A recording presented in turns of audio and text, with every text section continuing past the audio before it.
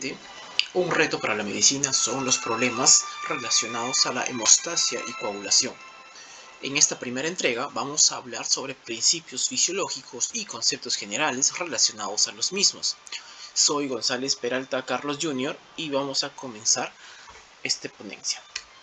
Bien, entonces en esta primera diapositiva vamos a ubicarnos y vamos a hablar sobre conceptos generales de términos que ya hemos tocado en temas anteriores. Como por ejemplo la hemostasia. ¿Qué es la hemostasia? Sabemos muy bien que va a ser el mecanismo el cual el organismo va a usar para protegernos de pérdidas sanguíneas tras una lesión vascular o una injuria a nivel de la primera capa protectora, que es la piel. Entonces, esta hemostasia se va a dividir en dos. Corresponde a una coagulación y a una fibrinolisis. La coagulación en sí va a ser la formación de un coágulo que va a iniciar con un trombo plaquetario ante la injuria.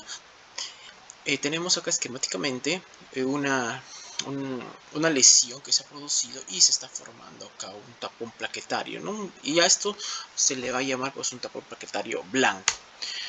Contrario a esto, y también evolucionando, por así decirlo, vamos a tener un tapón ya que se le conoce como tapón amarillo, y va a ser un tapón duro, pero ese coágulo ya no va a ser necesario en el organismo, de tal manera que se va a producir la fibrinolisis, que va a ser desintegrar la fibrina que ha formado.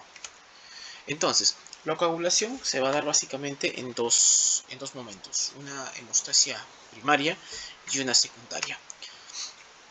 En la hemostasia primaria, el principal actor va a ser la plaqueta. La plaqueta que va a pasar por diversos pasos para formar ¿qué? Va a formar un trombo blanco, ¿no? Un trombo débil, un trombo pequeño, por así decirlo.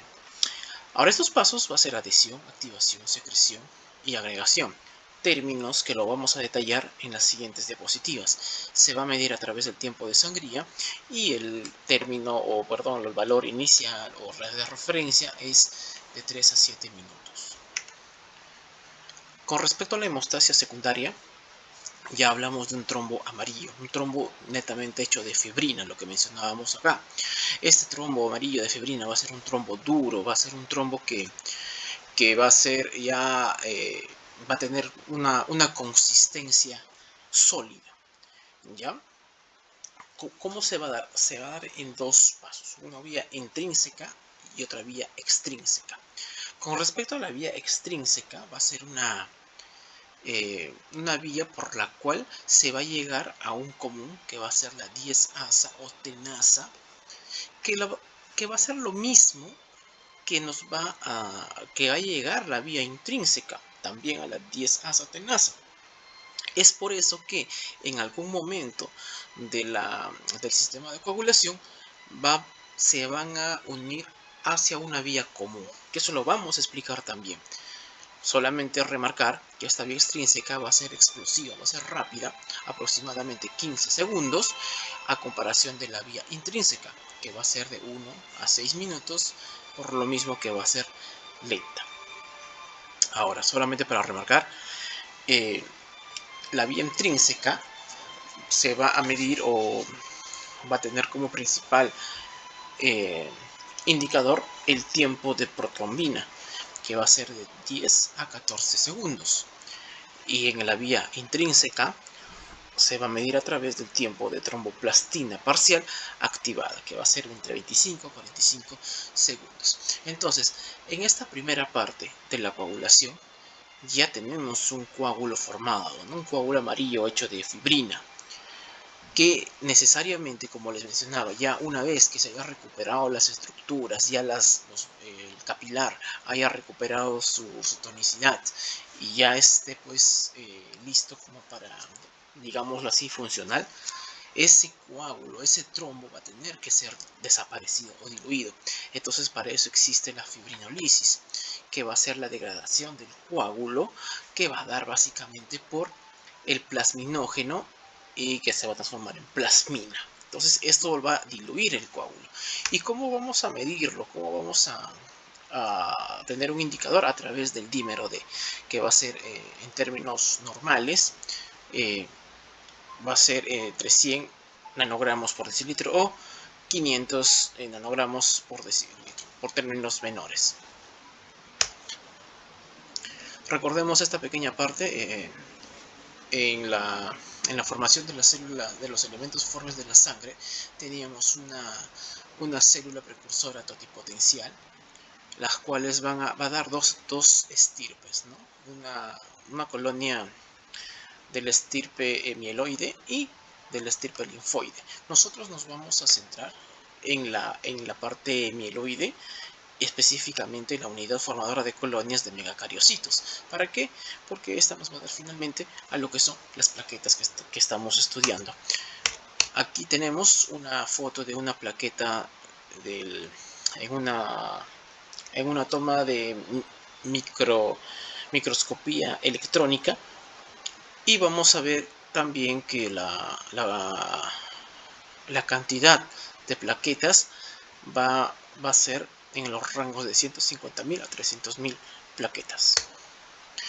Entonces, para la coagulación va a existir tres principales componentes, y vamos a hablar del principal componente, este componente que ya lo hemos mencionado en la diapositiva anterior, que va a comenzar desde la unidad formadora de colonias de las células germinales del estirpe mieloide, y estamos hablando pues de la célula megacariocítica.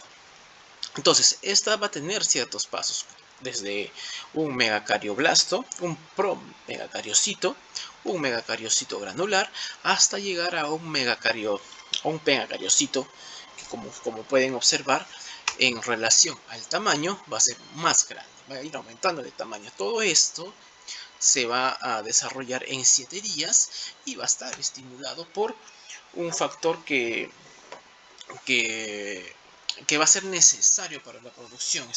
Nos estamos refiriendo a la trombopoyetina.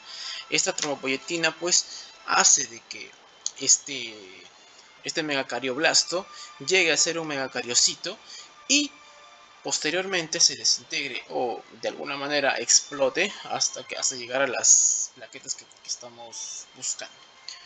Entonces, si tendríamos que relacionar o ver la forma a nivel evolutivo, vamos a ver que el megacarioplasto de 25 a 40 microgramos llega a medir hasta 80 a 100 microgramos en su forma de megacariocito, es decir, aumenta su volumen, su tamaño entre 3 a 4 veces.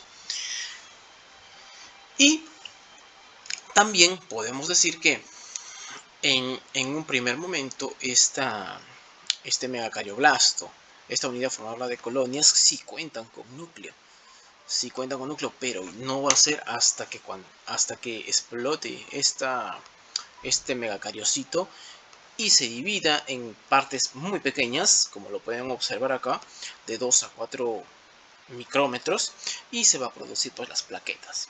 Ahora, estas plaquetas recordemos que van a ser anucleadas, pero sí van a contener organelas y vesículas, y por cierto que el tiempo de vida de estas plaquetas van a ser 12 días.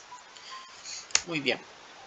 Entonces, es necesario conocer la estructura de una plaqueta, ya que los componentes de esta plaqueta en mención van a jugar papeles muy importantes en todo el sistema de coagulación, en el sistema de hemostasia. Entonces vamos a notar en esta plaqueta esquemática que va a contener dos partes: un hialómero, que va a estar en la parte externa de la plaqueta, y un granulómero, que va a estar en la parte interna. Este hialómero va a estar constituido por sistemas de apertura, sistemas densos y también glucoproteínas. Ahora, este sistema denso va a ser importante y primordial en todo este proceso, porque va a estar constituido de actina y miosina.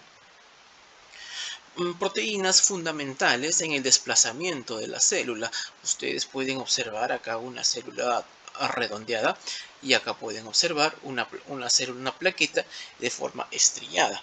Es decir, esta plaqueta va a tomar diversas formas. Va a ser predominantemente la parte estrellada, ya que va a necesitar cubrir la mayor área de la lesión. Y también presenta glucoproteínas, ¿sí? Va a haber como varias glucoproteínas, las cuales también van a intervenir. Eso lo vamos a explicar detalladamente en las siguientes diapositivas. Ahora, es importante que sepamos que la plaqueta va a ser de carga negativa, ¿ya? ¿Y esto para qué va a servir o por qué va a ser negativa? Esto nos va a permitir que se va a activar al reconocer un vaso sanguíneo lesionado, ya que al producirse una injuria, esta por una diferencia de energía se va a tornar positiva. Entonces se activa la plaqueta negativa, la injuria positiva, y se activa pues las plaquetas. Nada más. Ahora vamos a seguir hablando de ese tema. Con respecto al granulómero, vamos a notar que las plaquetas van a contar con tres grupos de gránulos principales: los gránulos alfa, los delta y los lambda. Los alfa, su principal representante va a ser los gránulos que van a sintetizar fibrinógeno, los delta, que van a sintetizar lo que es el calcio y ADP y ATP. Principalmente estos dos vamos a ver que sobre todo el calcio juega un papel muy importante en todo el proceso de coagulación y con el ADP. Y el lambda pues van a ser enzimas hidrolíticas que también van a ser importantes. Y bueno, entre las principales enzimas vamos a tener la fosfolipasa C, que dicho sea de paso va a manejar el metabolismo ¿de quién? Del calcio. Entonces va a regular el calcio. Ahora, el calcio en cualquier fisiología, patología que ustedes encuentren calcio, relaciónenlo con movimiento. Ya, en este caso también el calcio va a mover los gránulos. Ahora lo vamos a ver. Y también vamos a tener la fosfolipasa A2 que va a manejar el metabolismo del tromboxano A2, que va a ser también un factor primordial. Muy bien. El siguiente elemento, el siguiente componente va a ser el endotelio, la pared de los vasos en general.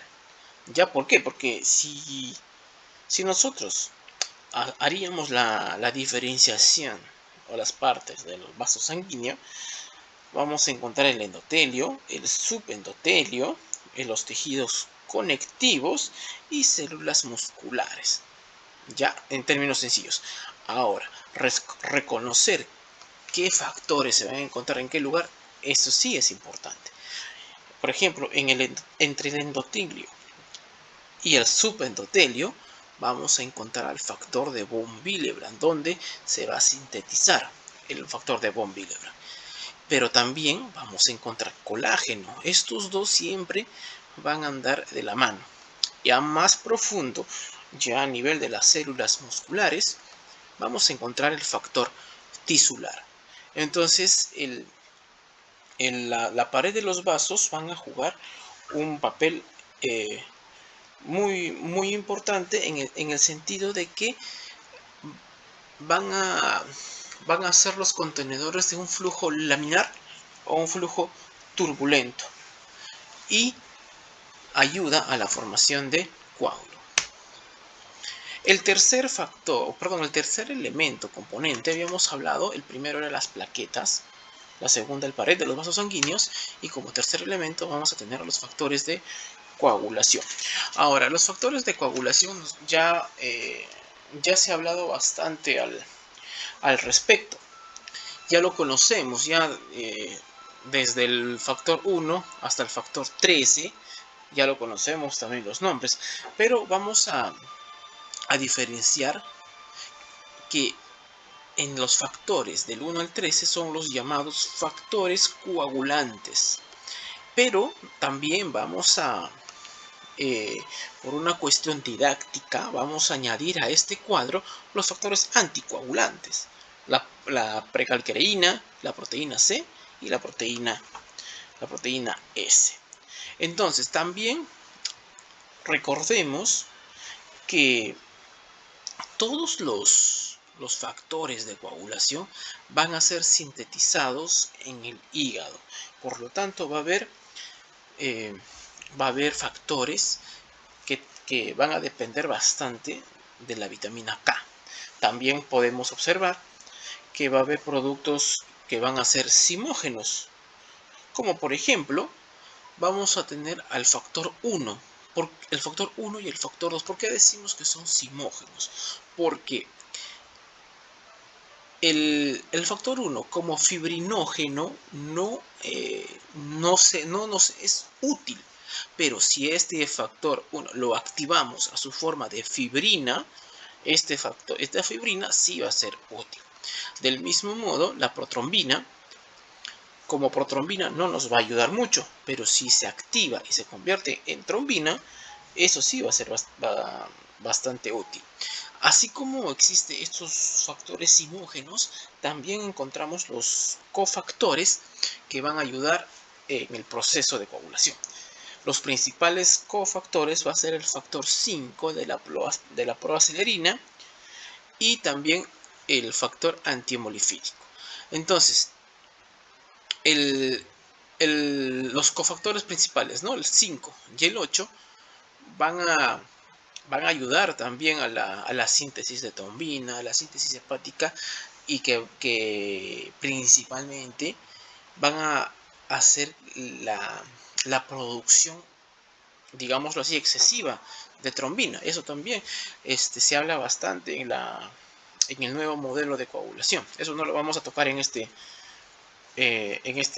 ponencia. Entonces, hablábamos de los factores de vitamina K, los factores dependientes de vitamina K. Los principales son el factor 2, el factor 7, el factor 9, el factor 10, la proteína C y la proteína S. Ahora, cuando hablamos de la vitamina K, ¿cómo vamos hablamos de la dependencia de vitamina K, ¿no? De estos factores? Entonces, la única manera que nosotros vamos a tener para suplir esas necesidades es a través del consumo de alimentos y el consumo del epóxido reductasa que se va a encontrar en las verduras.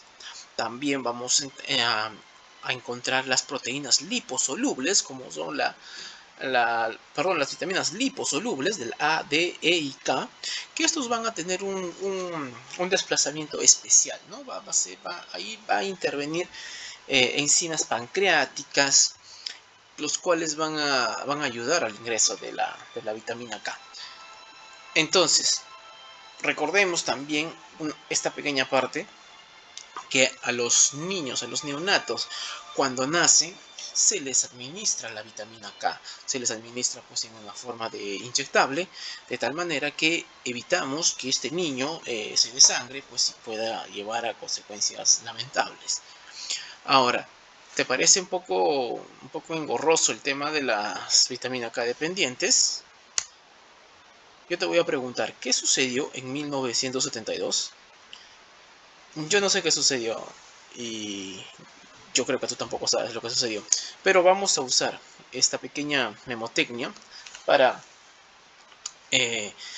para recordarnos que los factores de coagulación vitamina K dependientes van a ser la proteína S de SU, cedió de la proteína C, 1972. Tenemos acá el factor 10, el factor 9, el factor 7 y el factor 2. Me parece que es una buena manera de recordar los factores que van a ser vitamina K dependientes. Muy bien. Entonces, vamos a hablar un poco de lo que es la hemostasia. Ya estamos entrando ya de fondo al tema en sí, y vamos a denotar dos componentes principales, lo que son los anticoagulantes y los procoagulantes. Entre los anticoagulantes naturales, ¿no? Obviamente tenemos a la trombomodulina, la antitrombina 3, la proteína C y S. Estos factores, pues netamente, estas sustancias van a ser sintetizados por el organismo en una cantidad equivalente a los procoagulantes. Factor tisular, tenemos el factor de von Willebrand, el tromboxano A2. ¿Por qué? Porque necesitamos de que estos anticoagulantes y procoagulantes se encuentren en un equilibrio, fisiológico. De tal manera que si tenemos mayor cantidad de anticoagulantes por una hiperproducción de estos o por el déficit de producción de procoagulantes, vamos a ver que este paciente casualmente va a sufrir bastante de lo que son problemas de sangrado, hemorragias, etc. Del mismo modo, a los procoagulantes. Los procoagulantes, si hay una hiperproducción o una disminución de los anticoagulantes, la balanza se desequilibra, ¿verdad? Entonces, ¿qué sucede cuando hay factores por demás procoagulantes? Formación de trombos, formación pues de émbolos que pueden producir pues isquemias incluso cerebrales o a nivel de varices.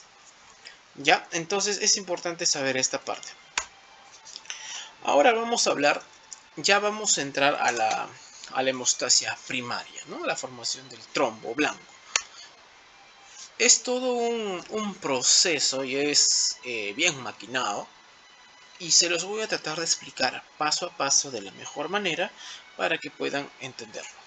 Entonces, vamos a tener un primer momento de la vasoconstricción y la formación en sí del tapón plaquetario. Ahora, este tapón plaquetario va a tener ciertos pasos como son la adhesión, activación, secreción, agregación, y también vamos a ver la retracción. Pero usualmente hablábamos hasta la agregación. Esto lo voy a explicar en su debido momento. Muy bien. Entonces, el tejido lesionado aquí a este nivel, cuando hay un tejido que se va a lesionar por una injuria a través de un golpe, un corte, ¿qué va a suceder? Va a haber una respuesta a nivel de las paredes del endotelio, de la vena. Va a haber una respuesta miogénica a la lesión. ¿Y en qué consiste esa respuesta miogénica? En que se va a encoger, va a haber una vasoconstricción, y eso lo podemos evidenciar cuando uno se pincha el dedo, se hinca. No es que comience a sangrar de inmediato, sino que va a pasar un determinado tiempo, pequeño, pero va a pasar, y recién va a comenzar a sangrar. Entonces, a eso se le llama la respuesta miogénica a la lesión. Pero, ¿cómo se da esto? Se va a dar de tal manera que al haber esta lesión, se van a activar el tromboxano A2. Después vamos a ver que, el tromboxano A2 va a ser un vasoconstrictor muy potente. También la adrenalina, la noradrenalina, a través de los receptores alfa del endotelio, que también va a ser vasoconstrictor, y la endotelina. La endotelina pues es un vasoconstrictor por excelencia, a contraparte del óxido nítrico, que va a ser un vasodilatador muy potente, ¿ya? Entonces, estos integrantes van a ir en contraposición al óxido nítrico, y usualmente cuando hay la lesión siempre se va a sobreponer los vasoconstricción, va a haber la vasoconstricción. Entonces se va a producir pues la respuesta miogénica. Ahora, ya tenemos este tejido que ha producido la respuesta miogénica. Entonces, ya van a comenzar, les habíamos dicho que el tromboxano ya comienza a jalar otras plaquetas. Tenemos acá a nuestra plaquetita, la cual ya la hemos descrito. El tejido lesionado pues ahora ya ya, ya va a comenzar a trabajar los elementos que habíamos mencionado hace un momento, el von Willebrand, el colágeno, ¿no? Como vemos acá, y el factor tisular. Pero también habíamos mencionado que las plaquetas en su estructura tienen ciertas glucoproteínas, ¿se acuerdan? Perfecto. Estas glucoproteínas va a ser la GP de glucoproteína 1B59, la GP6, la GP1A, 2A, que casualmente se van a unir a los factores del endotelio, como por ejemplo la GP1B59 se une al factor de von Willebrand y el colágeno se va a unir a la GP6 y a la GP1A 2A, de tal manera que ya comienza la adhesión plaquetaria, pero va a ser una adhesión todavía débil, va a ser una adhesión pequeña, porque todavía no se va a activar al 100% todo el sistema. ¿Y cómo sucede esto? Nuevamente tenemos acá nuestro endotelio y acá tenemos a nuestra plaquetita, que ya la habíamos visto en un primer momento. Se van a activar las enzimas.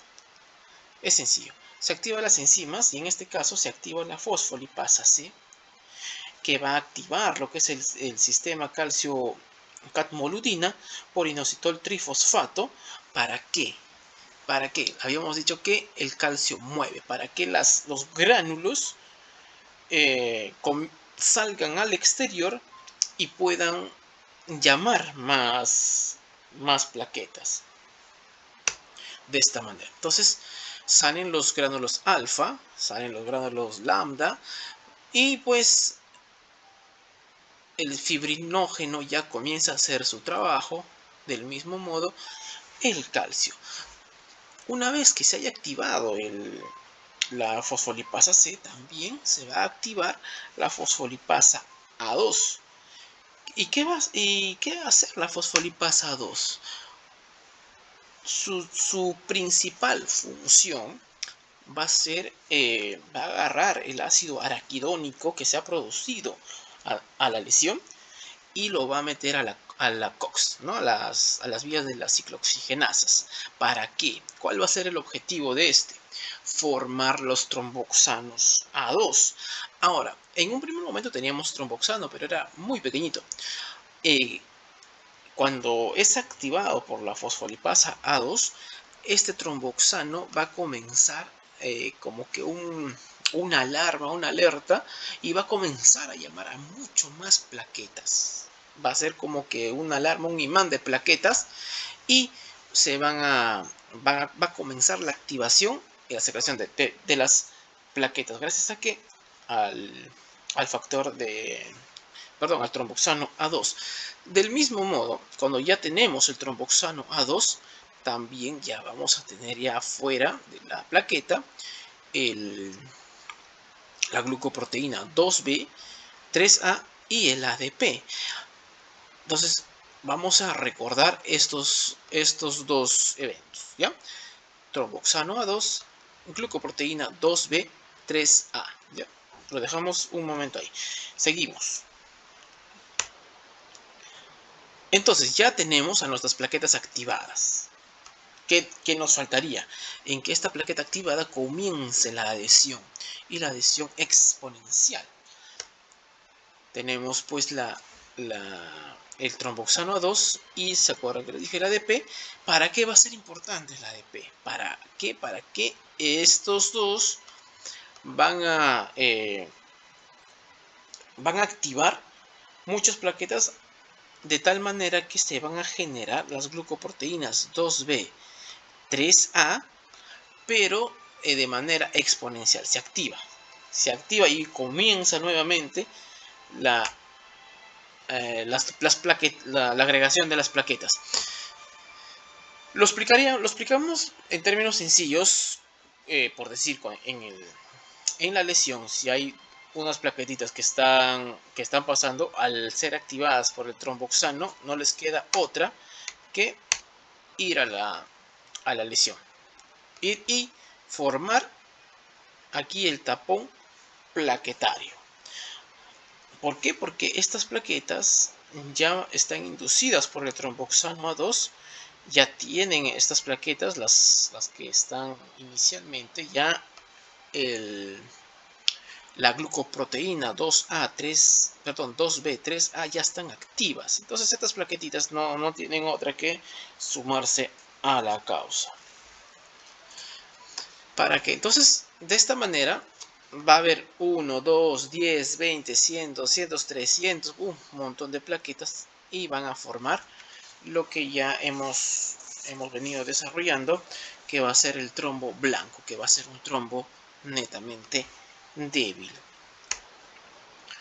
Pero ahí no queda la cosa. Este trombito que se va a formar va a ser débil, ¿no? Como hemos dicho, pero ya comienza a formar también una red de fibrina que va a estabilizar este coágulo, este trombo.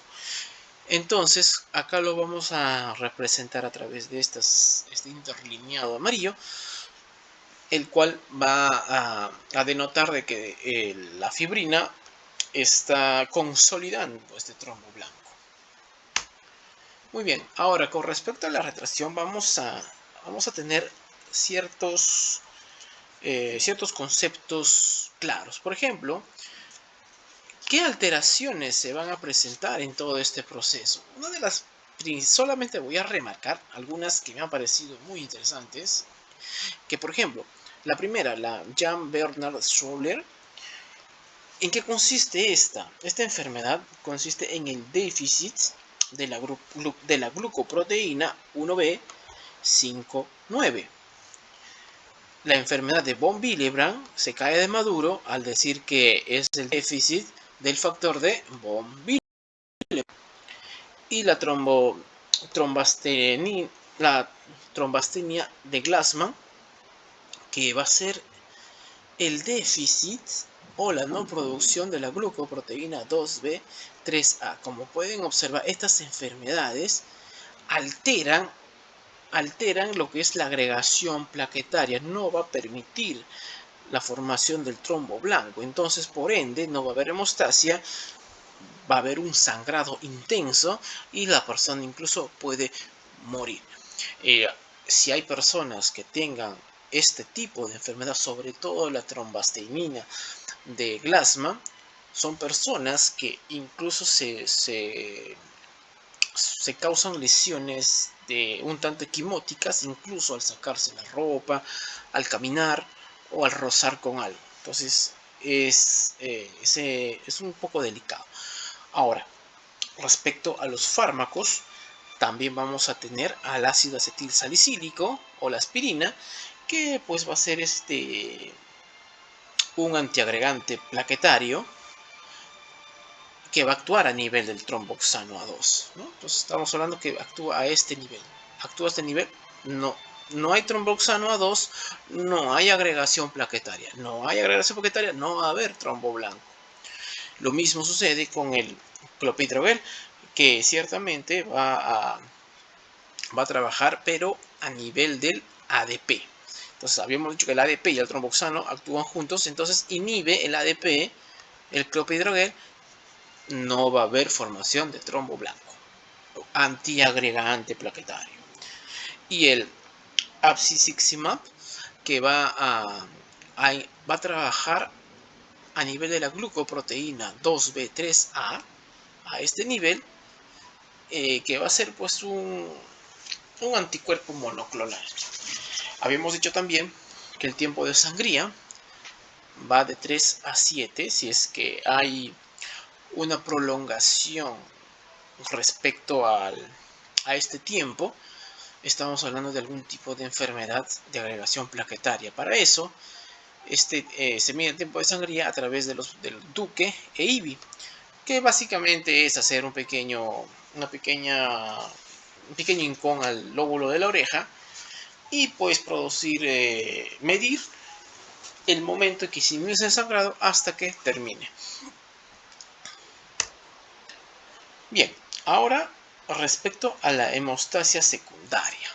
Esto sí, sí lo conocen, ya lo hemos tratado incluso en otras sesiones, que va a estar constituido por la vía intrínseca, la vía extrínseca, pero que van a caer a una vía común. Ahora, esta vía común, ¿por qué va a ser común? Porque la vía intrínseca va a llegar al activador de la protrombina, al igual que la vía intrínseca. Van a llegar al activador de la protrombina. Ahora vamos a desgranar un poco más para que nos quede claro. Pero vamos un poco a este nivel. Esta vía común. Tenemos el activador de la protrombina en ambos lados, en ambos bandos. Este va a activar a la protrombina, la va a convertir en una protrombina activada. Ahora, esta protrombina activada, que va a ser el factor 2, va a actuar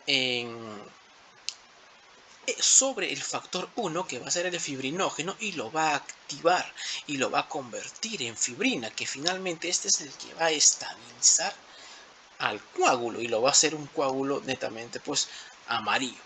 Ahora, no solo la trombina activada pues va a actuar a través del fibrinógeno, sino que también va a intervenir las moléculas de calcio para que se siga la producción. Ahora, sobre esta fibrina activada ya tenemos una gran cantidad de material como para cerrar un hueco, pero no tenemos las herramientas. En este caso, el factor 13A, que va a ser el estabilizador de fibrina, nos va a permitir usar esas herramientas y estabilizar al coágulo a través de la fibrina, que va a ser el factor 1 activado. Muy bien. Ahora, la vía extrínseca inicia a través del factor 3 activado, el cual va a activar el factor 7, que a su vez este factor 7 va a actuar a nivel del factor número 10, y este 10 se va a activar y adicionalmente a este factor 10 activado, como vamos a observar acá, va a intervenir el factor 5A activado y el calcio, como ya lo hemos dicho, el calcio va a estar en todo este proceso, y estas tres van a producir el activador de la protrombina. ¿Ya? Entonces, hay que resaltar acá una pequeña acotación, que el factor 10 activado y el factor 5 activado siempre van a ir de la mano. Con o sin calcio, pero siempre van a ir de la mano. La vía extrínseca, habíamos dicho que es explosiva, va a ser rápida, no 15 segundos, y va a formar el 10-asa o tenasa de la vía intrínseca. Del mismo modo, la vía intrínseca va a ser producida pues, por un golpe, un corte, un contacto fuerte, donde va a intervenir lo que son el colágeno, y va a ser lenta, de 1 a 6 minutos. También va a producir sus tenazas, sus 10 asas de la vía intrínseca. Ahora vamos a ver un poco más de las tenazas, pero vamos a terminar definiendo esta parte con respecto a la vía intrínseca. Esta vía intrínseca va a iniciar con el factor tipo 3 del tejido dañado y va a activar el factor 12. Entonces el factor 12 activado va a actuar a nivel del factor 11 y lo va a activar, pero también este factor 12 activado va a trabajar mejor con la calicreína y la preacelerina, que van a ser enzimas que van a ayudar a este factor actúe mucho mejor a nivel del factor 11 y lo active mucho más rápido. Este factor 11 va a actuar activando el factor 9 con ayuda del calcio. Entonces, nuevamente, calcio por acá, que antes el calcio Antes el calcio sí se consideraba como un factor de coagulación. Ahora no, ahora solamente es un elemento que sí, pues participa en varias etapas de la vía intrínseca y extrínseca. Entonces, el factor 9 activado va a actuar a nivel de ¿quién? Del factor 10. Oh, mira, tenemos acá el factor 10 de la vía extrínseca y el factor 10 de la vía intrínseca. El factor 7A, o sea, el 7 activado, con ayuda del calcio van a activar ¿a quién? Al factor 10, lo activa.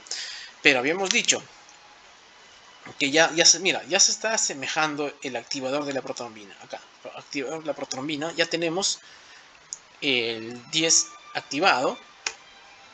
¿Y quién nos va a dar el 5 activado? Eso va a ser a través pues de del uso del calcio, que va a mover a estos factores y va a repartir tanto para la vía intrínseca como para la vía extrínseca. Y el calcio también va a jugar acá el papel de cofactor.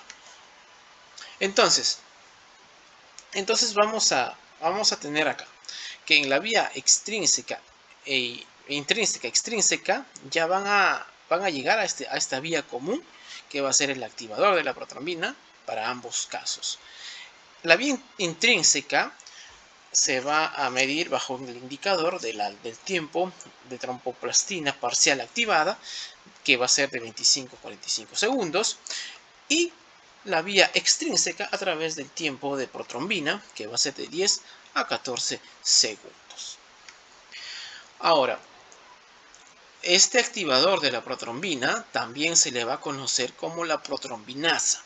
Esta protrombinasa, en la nueva en las nuevas guías de coagulación, en el nuevo modelo celular de la coagulación, va a ser sumamente importante, porque va a denotar la hiperproducción de trombina, que van a ser desde trombinas muy pequeñas a trombinas en cantidades exponenciales, y se va a usar pues este término de la protrombinasa.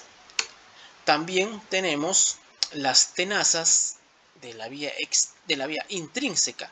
Ahora, la tenasa de la vía intrínseca no es nada más y nada menos los factores que van a activar al factor 10. ¿Y quiénes van a hacer de la vía intrínseca? La tenasa de la vía intrínseca va a ser el 9 activado y el 8 activado. Y esto sí, pues en algún momento lo han preguntado en los exámenes. ¿Cuáles los factores que componen la tenasa intrínseca? Entonces ya sabemos el 9 activado y el 8 activado. Del mismo modo tenemos la tenasa extrínseca, que va a estar compuesto por el factor tisular, el 3 activado y el 7 activado. Muy bien, entonces espero que haya quedado claro esta pequeña parte. Y vamos a seguir viendo ahora las patologías respecto a toda este sistema de coagulación. Ya, muchas gracias, los espero la próxima.